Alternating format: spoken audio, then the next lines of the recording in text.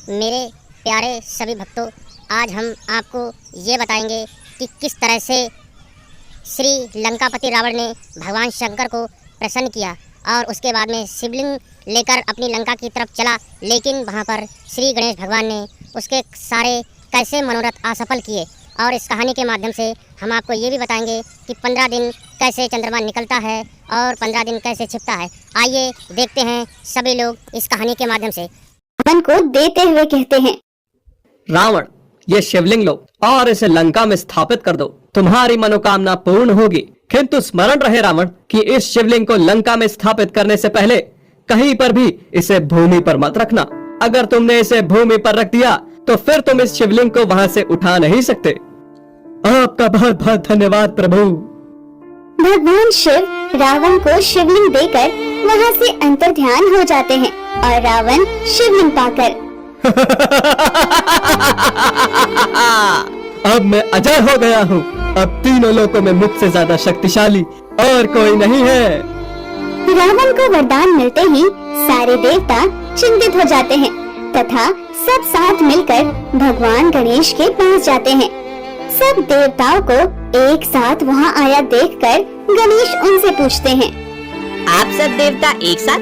सब कुछ कुशल मंगल से तो है ना? हे प्रभु, इस समय पर भयंकर संकट आने वाला है। भगवान गणेश उनसे पूछते हैं कि किस प्रकार के संकट की बात कर रहे हैं। तब देवता कहते हैं, हे प्रभु, जैसे कि मैंने आपको पहले भी बताया था कि मेरे भाई रावण के मन में खोट है। हे प्रभु, उसने पहले भी भगवान शिव की आराधना कर उनसे इतने सारे अस्त्र और शस्त्र प्राप्त कर रखे हैं कि वो पृथ्वी पर अभेद था। और प्रभु, इस बार उसने भगवान शिव से घोर तपस्या करके शिवलिंग को प्राप्त कर लिया है। अब उसकी शक्तियों की कोई सीमा नहीं है। अब वो भगवान शिव द्वारा दी गई शक्तियों से स्वर्ग और पाताल का भी राजा बनना चाहता है। हे प्रभु, कुछ कीजिए। कुबेर और देवताओं की बात सुनने के बाद भगवान गणेश मंद मंद मुस्कुराते हैं। भगवान गणेश और मूषक को इस तरह भोजन करता हुआ देखकर एक देवता कुबेर से कहते हैं, महाराज कुबेर, अगर भगवान गणेश इसी तरह भोजन करते रहेंगे तब तक तो रावण शिवलिंग को लंका ले जाएगा। भगवान गणेश को इतना अत्यधिक खाता हुआ देखकर मूषक बोलता है, हे प्रभु, मैं आजकल देख रहा हूँ कि आप आवश्यकता से अधिक भोजन कर रहे हैं और दिन ब दिन पेटू हुए जा रहे हैं। किंतु भगवान गणेश किसी की बातों पर ध्यान न देकर सिर्फ भोजन पर ध्यान दे रहे थे। उन्हें इस तरह भोजन करते हुए देखकर कुबेर को याद आता है। तब वो माँ भगवती से कहते हैं, हे माँ भगवती, आपने भगवान गणेश को मोदक तो दिया ही नहीं। गणेश को इतने प्यार से भोजन करते हुए देखकर मैं भूल ही गई कि इसको तो मोदक भी देना है। तब माँ पार्वती भगवान गणेश को मोदक लाकर देती है। मोदक खाने के पश्चात भगवान गणेश अपने पेट पर हाथ फेरते हैं। जब तक पेट खाली रहता है दिमाग बिल्कुल नहीं चलता। जो काम बनना होता है वो भी बिगड़ जाता है। मोदक खाने के पश्चात पेट भी भर गया और मन भी भर गया। आप देवतागण निश्चिंत होकर जाइए। आज अब हम मूषक के साथ रावण से भेंट करने गणेश मुझसे आपका भार आशीर्वाद लेकर रावण से मिलने के लिए है और चला मुझसे नहीं जा रहा। मूषक, लगता है तुम कमजोर हो गए हो। अच्छा पौष्टिक भोजन किया करो और जरा तीव्र गति से चलो। हमें रावण से पहले लंका की सीमा तक पहुंचना है तथा अभी तो आधा जंगल बाकी है, इसलिए बातें कम करो और तीव्र गति से चलो।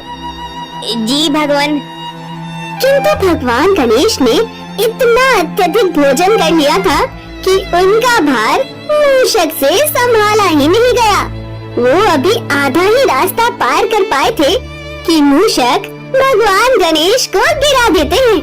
भगवान गणेश के गिरते ही चंद्रमा जोर जोर से हंसने लगता है और चंद्रमा को इस तरह हंसता हुआ देखकर भगवान गणेश कहते हैं, चंद्रमा, तुम इस तब को देखकर स्वयं ही हंसी आ रही है। तुम मेरी हंसी उड़ा रहे हो। मैं तो आपके शरीर को देख रहा हूँ, कोई भी अंग सीधा मैं तो आपके शरीर को देख रहा हूँ, कोई भी अंग सीधा हो तो देखो, कितना गोल मटोल और मोटा है। और आपके पेट पर लटकती हुई ये मोटी लंबी सूंड, और जिस तरह राक्षसों के दंत निकले होते हैं उसी तरह से आपके निकले हुए हैं दो दो बड़े बड़े दांत। कहाँ से पाई है आपने ये काए हुए हैं दो दो बड़े बड़े दांत? कहाँ से पाई है आपने ये काया? आधे इंसान हो और आधे जानवर। चंद्रमा से अपने बारे में ये सब बात सुनने के बाद भगवान गणेश चंद्रमा पर क्रोधित हो जाते हैं। मेरी हंसी उड़ाने वाले चंद्रमा, लगता है तुम्हें अपने रंग रूप पर बहुत अत्याधिक घमंड है। क्यों न हो मुझे अपने रूप पर अभिमान, मेरी छवि ही इतनी निराली है, मेरे सौंदर्य पर एक भी दाग नहीं है।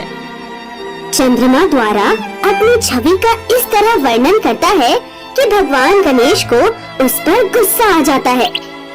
लगता है तुम्हें अपने सौंदर्य का कुछ ज्यादा ही घमंड हो गया है। तुम्हारे अंदर घमंड का सांप फुंकार मार रहा है।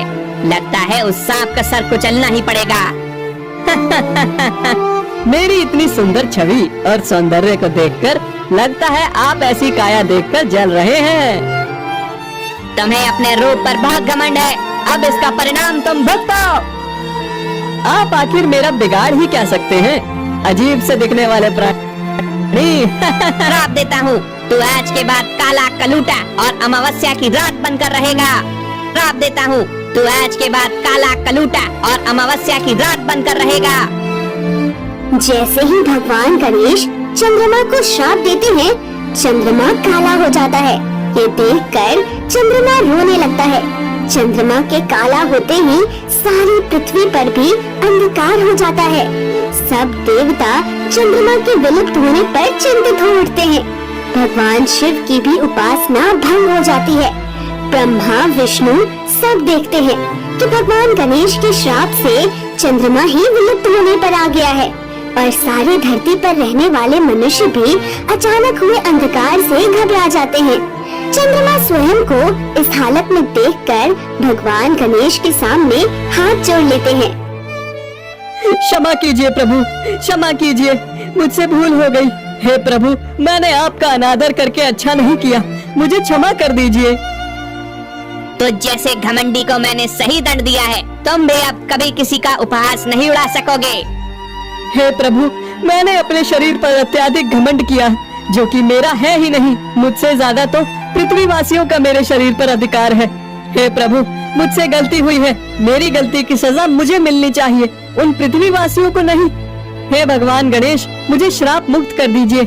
अगर मेरा तेज नहीं रहेगा तो पृथ्वी के सारे जीव जंतु और पेड़ पौधे सब नष्ट हो जाएंगे। किंतु तुम्हें तुम्हारी दुष्टता के लिए दंड मिलना जरूरी था। ये सुनकर चंद्रमा जोर जोर से रोने लगता है और भगवान गणेश से प्रार्थना करने लगता है कि वो अपना श्राप हैं। मैं अपना श्राप वापस नहीं ले सकता, किंतु उसमें कटौती जरूर कर सकते हैं। मैं अपना श्राप वापस नहीं ले सकता, किंतु उसमें कटौती जरूर कर सकता हूँ। तुम माह के 15 दिन धीरे धीरे काले हो जाओगे तथा 15 दिन धीरे धीरे बढ़ते हुए उज्ज्वलित हो जाओगे, और तुम्हारे ऊपर दिए गए श्राप का प्रभाव मानव जाति पर ना पड़े, इसीलिए जल पर तुम्हारा प्रभाव रहेगा और संसार के जितने भी सागर हैं वो सब तुम्हारे नियंत्रण में रहेंगे, और तुम्हारी इस दशा के कारण उन समुद्रों में ज्वार भाटा आता रहेगा।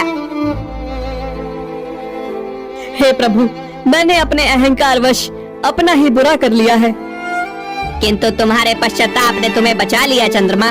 कभी भी किसी को अपने ऊपर इतना अहंकार नहीं करना चाहिए। अब तुम्हारा काला मुंह देखकर संसार वाले ये स्मरण रखेंगे कि अहंकार नहीं करना चाहिए। चंद्रमा पछतावे की आग में जल रहा था। तभी भगवान गणेश मूषक से कहते हैं कि शीघ्र चलो, हमें जंगल पार करना है। फिर भगवान गणेश मूषक की सवारी करते हुए जंगल पार करते। हे प्रभु, ये लंका कितनी दूर है? मैं तो आपका वजन ढोते ढोते थक गया हूँ। ये तुम गलत कह रहे हो मूषक, तुम अपनी इच्छा से मेरी सवारी बने हो, तो अब क्यों रो रहे हो? बस कीजिए प्रभु, बस कीजिए। आप थोड़ी देर मेरे ऊपर से उतर जाइए, वरना मैं जीवित नहीं मिलूंगा। मूषक की इस तरह की हालत देखकर भगवान गणेश उसे थोड़ी देर रुकने के लिए बोलते हैं। हे भगवान, ये तो बताइए कि ये लंका आखिर है कितनी दूर। लंका जाने का रास्ता तो यही है, किंतु ये नहीं पता कि अभी और कितनी दूर है। हे प्रभु, फिर लंका तक जाने की प्रतीक्षा क्यों करें? रावण भी तो इसी रास्ते से लंका जाएगा। ये बात तो सच है, रावण भी इसी रास्ते से ही जाएगा।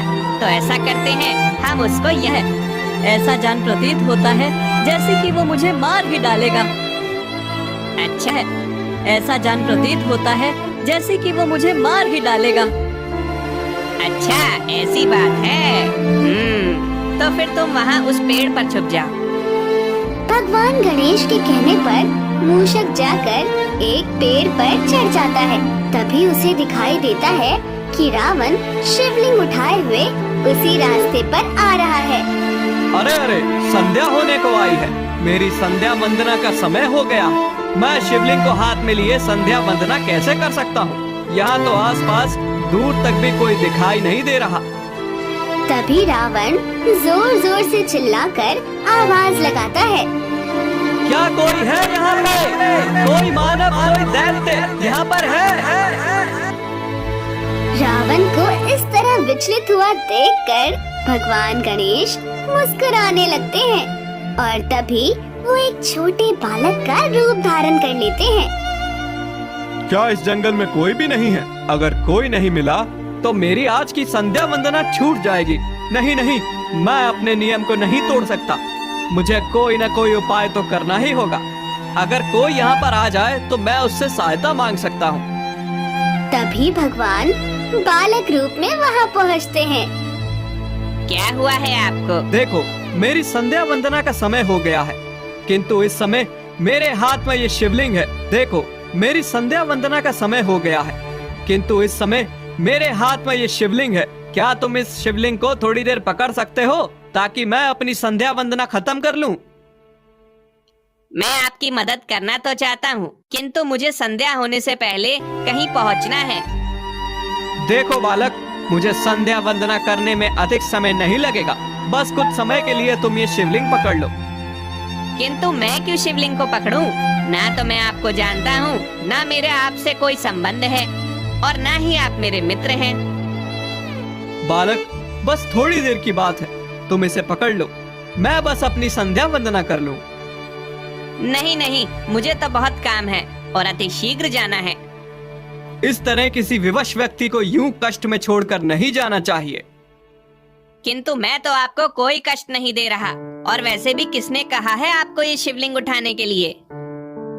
भगवान गणेश की बात सुनकर रावण को गुस्सा आ जाता है।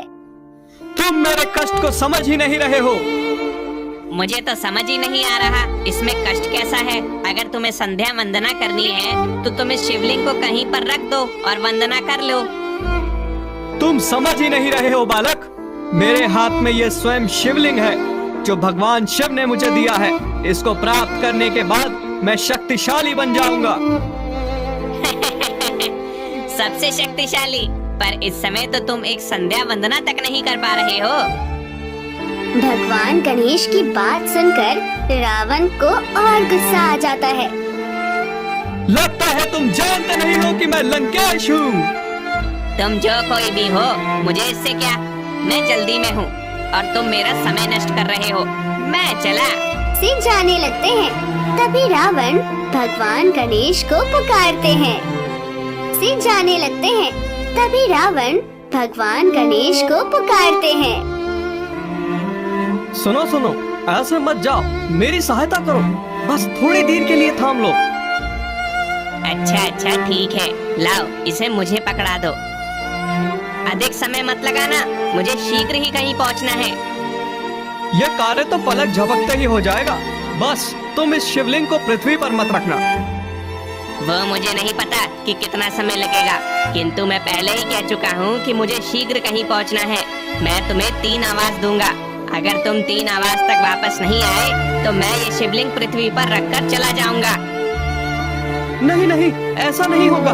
बस मैं अभी आया। फिर रावण वहीं पर बहते हुए एक झरने में स्नान करता है और संध्या वंदन की तैयारी करने लगता है। भगवान गणेश रावण को ये सब करता हुआ देखकर, क्या हुआ, अभी तक नहीं आए? इतना समय थोड़ी लगता है, वरना मैं इसे रखकर चला जाऊंगा। तथा बार बार उसका ध्यान उस बालक की तरफ ही जा रहा था कि कहीं वो तथा बार बार उसका ध्यान उस बालक की तरफ ही जा रहा था कि कहीं वो शिवलिंग नीचे न रख दे। अरे छोटे से कार्य के लिए इतना समय लगा दिया, हाँ? मैं क्या करूं? इतनी जल्दी जल्दी करने पर मेरे हाथ पैर फूल रहे हैं तथा मैं अपनी वंदना में ध्यान भी नहीं लगा पा रहा हूँ। क्या तुम कुछ पल के लिए शांत रह सकते हो? अरे भगवान की वंदना ही तो करनी है, भला उसमें इतना समय कैसे लग सकता है? देखो, मैंने तुम्हें पहले ही कह दिया था कि मुझे संध्या होने से पहले कहीं जाना है। उधर रावण जल्दी जल्दी वंदना करने के लिए बैठ जाता है। कभी पुष्प उठा रहा था तो कभी कुछ। उसे समझ ही नहीं आ रहा था कि आज आखिर वंदना करते समय उसके साथ ये सब क्या हो रहा है। सुनो आर्य, मैं तुम्हें तीसरी बार कह रहा हूँ, इसके बाद मेरा कार्य समाप्त। मुझे शीघ्र ही कहीं जाना है। अब आना है तो जल्दी आ जाओ, वरना फिर मैं चला जाऊंगा। बस मैं आ रहा हूँ, इसे पृथ्वी पर मत रखना। और भगवान गणेश शिवलिंग को पृथ्वी पर रख देते हैं। जैसे ही वो पृथ्वी पर शिवलिंग को रखते हैं, सारे देवता कुबेर सब प्रसन्न हो जाते हैं और भगवान गणेश अपने गणेश रूप में आ जाते हैं। अब आप कितनी भी देर तक अपना कार्य समाप्त करें, मैंने आपका शिवलिंग पृथ्वी पर रख दिया है। अब मैं जा रहा हूँ।